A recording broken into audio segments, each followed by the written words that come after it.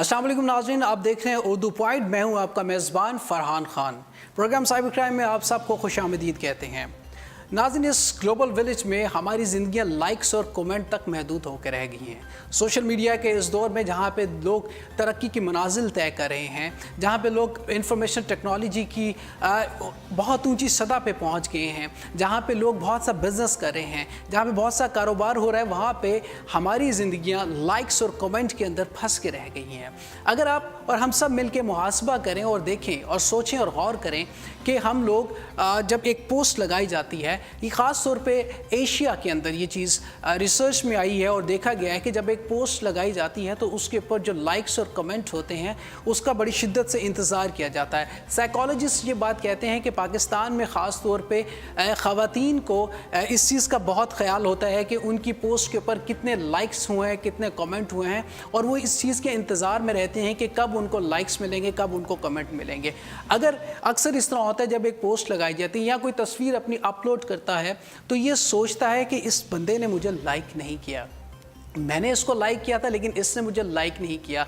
इसकी वजह और इस वजह से बहुत सी गलत फहमियाँ पैदा हो जाती हैं और बहुत सा ऐसा कमेंट किया जाता है और अक्सर औक़ात देखा गया है कि उन कमेंट के दौरान भेजने वाला जो कमेंट कर रहा होता है उसकी नीयत, उसका ख्याल बिल्कुल डिफरेंट होता है, लेकिन जो पढ़ने वाला होता है, जिसकी पोस्ट होती है, वो जब उस कमेंट को पढ़ता है तो गलत फहमी का शिकार हो जाता है। पाकिस्तान में एक रिसर्च के मुताबिक ख़ानदानों में लड़ाइयाँ, दोस्तों में दूरियाँ और बहुत सी ऐसी वजूहात जो हैं वो कमेंट की वजह से होती हैं, फेसबुक के लाइक्स की वजह से होती हैं और डिसलाइक की वजह से होती हैं। ये एक बहुत बड़ी चीज़ है जो पाकिस्तान में हो रही है और जिसकी वजह से हमारी सोसाइटी बहुत तेज़ी से इसके रुझानात बढ़ रहे हैं। और एक तहकीक के मुताबिक कि पाकिस्तान में अक्सर औक़ात लोग, ख़ास तौर पर यूथ जो है, यंगस्टर जो हैं, मैसेजेस के ऊपर जो वॉर चल रही होती है, जो लफ्ज़ों की जंग चल रही होती है, उसके अंदर भी एक दूसरे को मात देने के लिए हर वक्त तैयार रहते हैं। ये सब रिसर्च जो है, ये पाकिस्तान के बहुत से डिफरेंट साइकोलॉजिस्ट की रिसर्च हैं जो ये बात कहते हैं। और एक जो बहुत इंपॉर्टेंट चीज़ जो सोशल मीडिया के इस दौर में देखी गई है और अक्सर औक़ात आप लोग भी देखते हैं कि मैसेजेस व्हाट्सएप पे ख़ास तौर पे बहुत सी ऐसे मैसेजेस फॉरवर्ड किए जाते हैं जिनकी कोई ऑथेंटिकेशन नहीं होती, जिनको आप ऑथेंटिक कभी भी नहीं कह सकते। और बहुत से ऐसे मैसेजेस होते हैं जिनके ऊपर ये लिखा होता है अगर आपने इस मैसेज को फॉरवर्ड ना किया तो आपका ये नुकसान होगा, आपका वो नुकसान होगा। क्या हम लोगों के ईमान इतना कमज़ोर है कि एक मैसेज के लिए हम लोग डर जाते हैं और हम लोग ऐसी बातें करना, फॉरवर्ड करना शुरू कर देते हैं जिसकी कोई ऑथेंटिकेशन नहीं होती। ख़ास तौर पे मजहबी बहुत सा मवाद पाकिस्तान में और पाकिस्तानी जो फॉरवर्ड करते हैं उसकी कोई ऑथेंटिकेशंस नहीं होती। मजहबी मवाद बहुत सा ऐसा शेयर किया जाता है, बहुत सी अहादीस शेयर की जाती हैं, बहुत से अक़वाल ज़री ऐसे शेयर किए जाते हैं जिनकी कोई ऑथेंटिकेशन नहीं होती, लेकिन हम लोग अंधी तकलीद में और इस व्हाट्सएप और सोशल मीडिया की इस रेस में हमें ऐसे लगता है कि हम लोग बहुत आगे निकल जाएंगे और हम लोग बहुत नेकियां कमा लेंगे, लेकिन उसमें होता यह है कि सोसाइटी का बहुत नुकसान हो रहा होता है। हमारे साथ इस वक्त लाइन पे जनाब इरफान अली साहब मौजूद हैं। आप स्पिरिचुअल थेरेपिस्ट हैं और इसके अलावा फैमिली इश्यूज़, सोशल इश्यूज़ के ऊपर भी आपकी बहुत गहरी नज़र है। उनसे हम बात करेंगे, उनसे हम जानेंगे कि सोशल मीडिया के दौर में लाइक्स और कमेंट के दौर के अंदर हम कहाँ पे जा रहे हैं। सर अस्सलाम वालेकुम। वालेकुम अस्सलाम। सर आप मुझे सुन पा रहे हैं? जी जी बिल्कुल सर, बहुत बहुत शुक्रिया आपके वक्त का। इरफान साहब, इस लाइक्स और कमेंट की इस दुनिया में जहाँ पे हम अपना बहुत सा वक्त ज़ाया कर रहे हैं और ख़ास तौर पे पाकिस्तान में एक रिसर्च के मुताबिक यूथ जो है वो बहुत ज़्यादा इन्वॉल्व है इस कमेंट के अंदर, और कमेंट और वर्ड वार जो लफ्ज़ों की जंग है, सर ये इसकी क्या वजह है, ये क्यों ऐसा सब हो रहा है? सबसे बेसिक रीज़न जो इसकी देखने में आती है वो सेल्फ अवेयरनेस का ना होना है। उसकी रीज़न ये है कि हम अपनी ज़िंदगी के जो रिसोर्सेज हैं, अपना वक्त है, अपनी उम्र है, ये तमाम चीज़ें हम ऐसे कामों में ज़ाया कर देते हैं जिनका कोई आउटकम जो है वो पॉजिटिव आउटकम नहीं आता हमें। इस वजह से लोग जो हैं वो पर्सनल कंपैरिजन के अंदर और एक दूसरे के साथ जो तकाबली जायज़ा है उनका, वो उसके अंदर उलझ जाते हैं। हालांकि हर एक इंसान जो है उसे अल्लाह ताला ने यूनिक पैदा की है। अगर वो खुद को जाने, खुद को पहचाने, इकबाल ने जिसकी तरफ इशारा किया खुद ही की तरफ, तो वो बुनियादी चीज़ है। اور اگر ہم اس کو دیکھیں کہ جیسے بہت ساری شیئرنگز ہوتی ہیں سوشل میڈیا کے اوپر، کال ہے حضرت علی رضی اللہ تعالیٰ عنہ کا، آپ فرماتے ہیں کہ اگر تمہیں کوئی شخص برا کہے اور تمہیں برا لگے تو تم سمجھ لو کہ واقعی بہت برے ہو. ٹھیک ہے. اور دوسری چیز حدیث پاک ہے، قول حدیث ہے، سرکار صلی اللہ علیہ وسلم نے فرمایا کہ کسی شخص کے بیوقوف ہونے کے لیے یہ دلیل کافی ہے کہ وہ ایک بات کو سنے اور اسے بغیر تحقیق کے آگے پھیلا دے.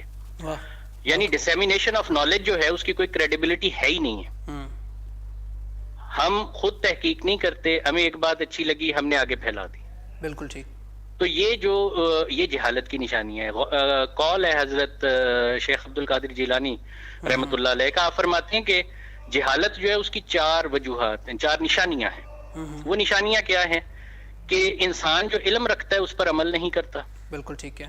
جو عمل کر رہا ہوتا ہے ایٹ دا سیم ٹائم اس کا علم نہیں رکھتا کہ وہ کیوں کر رہا ہے.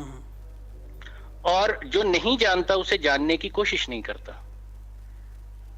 اور اگر کوئی اور جاننے کی کوشش کرے تو اس کے راستے میں رکاوٹ بن جاتا ہے. یہ 4 نشانیاں ہمیں اپنے ارد گرد، ہمیں اپنی ذات میں ہر جگہ نظر آتی ہیں.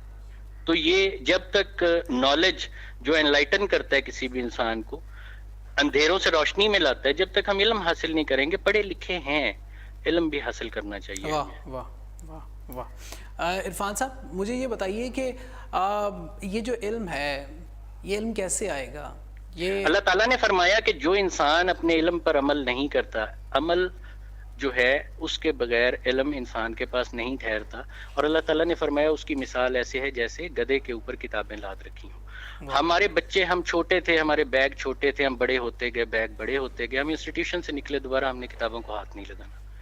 یہ وہ علم ہے، وہ علم جو انسان کے اندر محبت پیدا کرے، احساس پیدا کرے، اس کے ایموشنز جو ہیں اسے اس کی سوجھ بوجھ دے.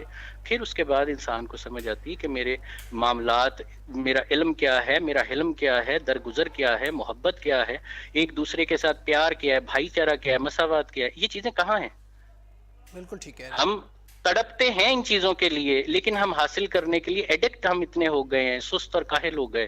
سستی کی اوپر سرکار صلی اللہ علیہ وسلم نے ایک مرتبہ صحابہ کرام سے فرمایا کہ ایک وقت آئے گا جب کفار تمہیں مارنے کے لیے ایک دوسرے کو ایسے دعوت دیں گے جیسے تم کھانے پہ ایک دوسرے کو دعوت دیتے ہو. تو صحابہ نے عرض کی سرکار کیا ہم اس وقت تعداد میں کم ہوں گے؟ آپ نے فرمایا نہیں، کثیر ہو گئے.